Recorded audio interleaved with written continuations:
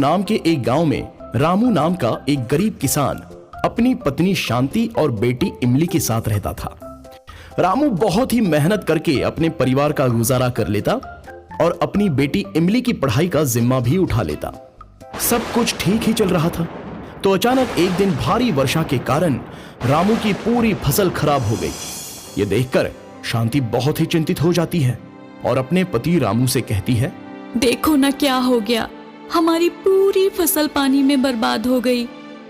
इस फसल को बेचकर हमें आगे के कई महीने का गुजारा करना था। अब हमारे परिवार का गुजारा कैसे होगा और इमली की पढ़ाई भी कैसे करेंगे? राशन भी हमारे पास 2 ही दिन का बचा है। रामू बोला, मुझे भी समझ में आ रहा है शांति, अब फसल खराब होने के बाद हम अपनी जिम्मेदारियां कैसे उठाएंगे? इमली दरवाजे के पीछे से अपने माता पिता की सभी बात सुन रही थी। ये बात सुनकर नन्ही इमली बहुत दुखी हुई और निराश होकर पास के तालाब के किनारे जाकर बैठ गई। तालाब के किनारे बैठकर भगवान से इमली प्रार्थना करने लगी, भगवान जी, आपने मेरे पिता के साथ ऐसा क्यों किया? मेरे पिता तो बहुत ही अच्छे इंसान हैं और किसी का बुरा भी नहीं करते हैं, तो आपने उनके साथ ऐसा क्यों किया? अब आप ही कोई चमत्कार कीजिए ना, जिससे उनकी सारी परेशानियां दूर हो जाएं और मेरी पढ़ाई भी ना बंद हो। थोड़ी देर तालाब के पास बैठे रहने के बाद इमली उठकर अपने घर की तरफ चलने लगती है। जैसे ही वो निकलती है तो उसे एक नन्हा सा चूजा दिखाई देता है। उसे देखकर वो खुद से कहती है, अरे, यह तालाब के पास मुर्गी का चूजा कहाँ से आया? आसपास तो कोई मुर्गी भी नहीं है। लगता है यह अपने परिवार से बिछड़ गया होगा, पर है बहुत प्यारा। इसे मैं उठाकर अपने घर ले जाती हूँ। इमली उस चूजे को अपने घर ले जाती है। इतने प्यारे चूहे को देखकर क्षण भर के लिए इमली अपनी परेशानियों को भूल जाती है। जैसे ही इमली चूजे को लेकर अपने घर पहुंचती है तो उसे देखकर शांति कहती है, बेटा, ये चूजा तू कहाँ से उठा कर ले आई है? हमारी फसल भारी वर्षा के कारण पहले ही खराब हो गई है। हमारे पास अनाज भी कम है और इसमें एक पक्षी की खुराक और बढ़ जाएगी तो हमें और भी दिक्कत होगी। इमली बोली, माँ, तू चिंता मत कर, इसे मैं अपने खाने में ही खिला लूंगी और इतने छोटे पक्षी की खुराक भी कितनी होगी? तू चिंता मत कर, सब ठीक हो जाएगा। नन्हा चूजा इमली और उसकी माँ के बीच की ये बात बड़ी गौर से सुन रहा था। ये चूजा कोई मामूली चूजा नहीं था, बल्कि जादुई चूजा था। वो परिवार की सारी परेशानियों को समझ रहा था।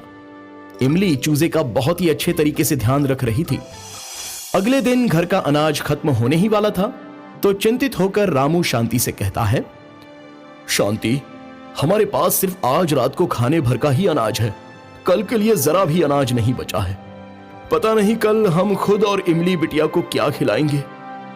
शांति बोली, हाँ, चिंता तो मुझे भी बहुत हो रही है, पर मुझे ईश्वर पर भी पूरा भरोसा है। वह अवश्य ही कल हमारी कोई न कोई सहायता जरूर करेंगे। ये संवाद करके रामू और शांति सो जाते हैं। जहां शांति को ईश्वर पर पूरा भरोसा था, पर कहीं ना कहीं उसे कल का क्या होगा उसकी चिंता भी खाए जा रही थी। यही सब विचार करते करते दोनों सो जाते हैं।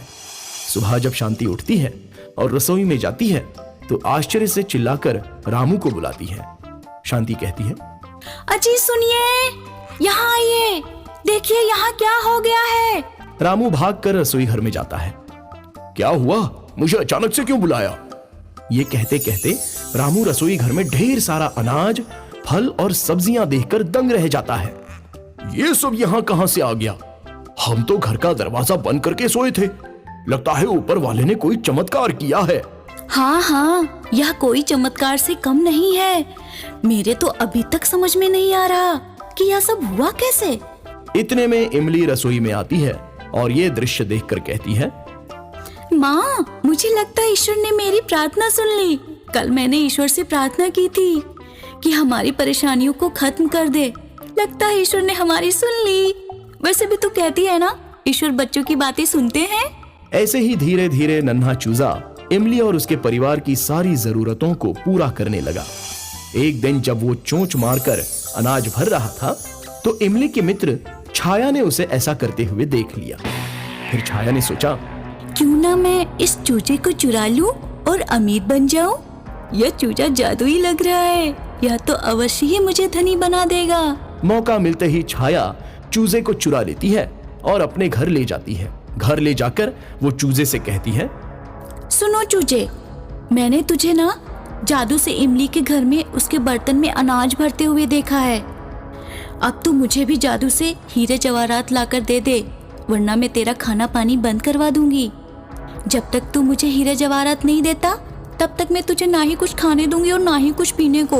वहां अपने चूजे को ढूंढते ढूंढते इमली का बुरा हाल हो गया था और वो बहुत रो रही थी, परंतु उसे चूजा कहीं भी नहीं मिल पा रहा था।